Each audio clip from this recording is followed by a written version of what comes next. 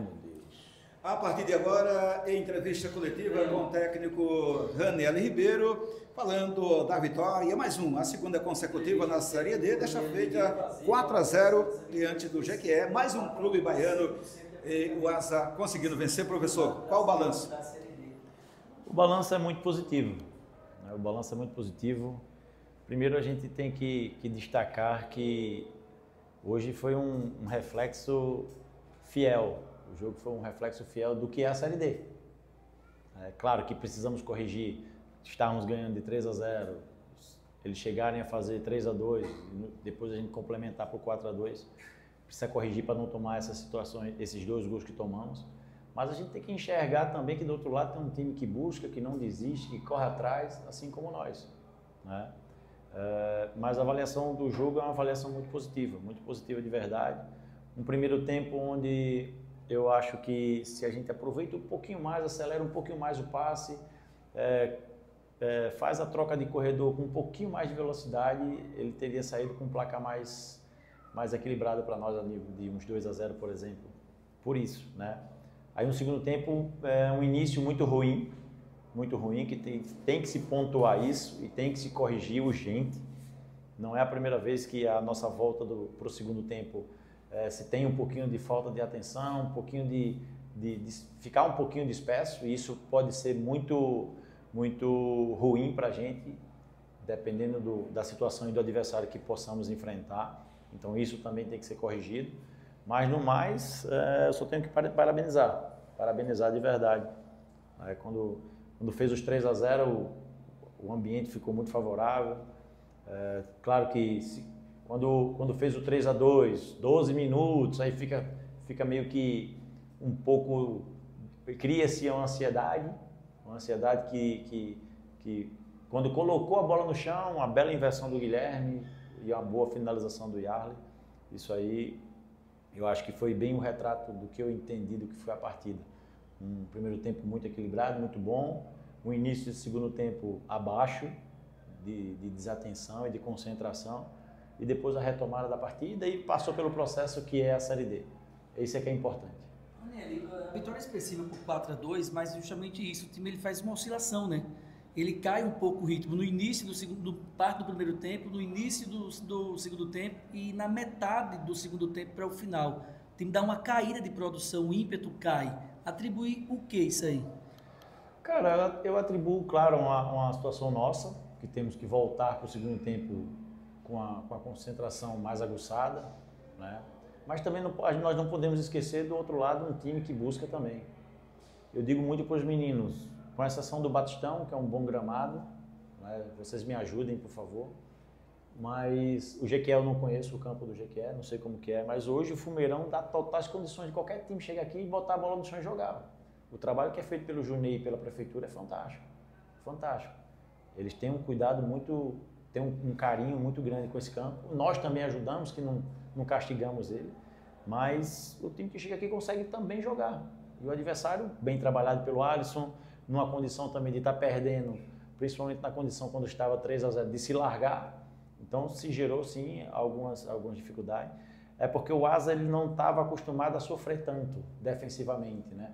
Mas a gente tem que lembrar que do estadual, tirando os jogos, os clássicos, o nível aumenta. O nível aumenta para a Série D. Então é ajustar, é organizar.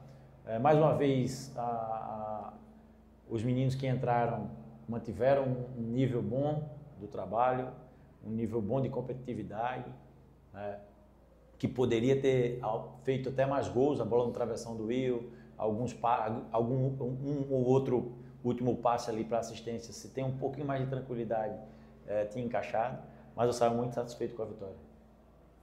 Professor, meus parabéns pela vitória, mais uma, né, nessa Série D, fazendo muitos gols, só que me aparenta, pelo menos, o Asa está num nível um pouco superior a alguns adversários desse grupo. Como lidar com esse suposto nível superior, tendo o Asa como favorito nos jogos? Como lidar com esse favoritismo dentro do campo? Esse nível superior que você bem falou só está relacionado, na minha opinião, ao Juazeirense e ao Jequié. Eu preciso enfrentar todo mundo para realmente saber em que pé, em que nível a nossa equipe está. Sei que a gente está num nível de competitividade muito grande, né? De entrosamento, de maneira de jogar, de envolvimento. né? Mas isso é fruto de um trabalho que esses meninos exercem durante todo o dia, um trabalho da diretoria que os mantiveram, né? Junto com o nosso executivo, nosso executivo Renan, nosso gerente Edivaldo. Então, é um processo que foi um trabalho muito árduo e que a gente vê o reflexo dentro do campo, mas acredito muito mais a dedicação deles e o trabalho que eles exercem. Mas deixa chegar na 14ª rodada, você me faz essa pergunta e eu te respondo com mais propriedade. Daniel, entrada do Yarley, né? Número 9 da equipe alvinegra, a estreia oficial dele com a camisa do Asa, não participou de alguns dos amistosos, entrou e fez o gol que garantiu a vitória no finalzinho ali da partida. Como é que você vê esse jogador agora? Claro, esse gol dá confiança ao atleta, agora ele realmente entra assim no elenco, no status em que ele talvez não estaria. Como é que você vê isso? Não, nunca que ele não estaria. Até o Edu e o Nazário estavam na Bahia e falaram, foi gol do Toscano e gol do Júnior. Do Júnior, né? E eu disse, mas vocês não podem esquecer do Yarley, que nem jogou. Então hoje nos dá a condição até de fazer isso, de jogar com 2-9, trazer o Jailson que jogou muito de meia, mas gosta de jogar de extremo, trouxe o Jailson para dentro, entrou o Yarley de 9. Então a gente aumentou nosso poderio de finalização, porque tinha o Toscano que finaliza, tinha o Yarley que finaliza, o Will que finaliza, o Jailson que também faz isso. Então, eu acho que não é pontuar nem posicionar quem é o titular, o próximo substituto, o segundo, o terceiro, eu acho que não é dessa forma. É se encaixar naquilo que o jogo nos condicionar, né?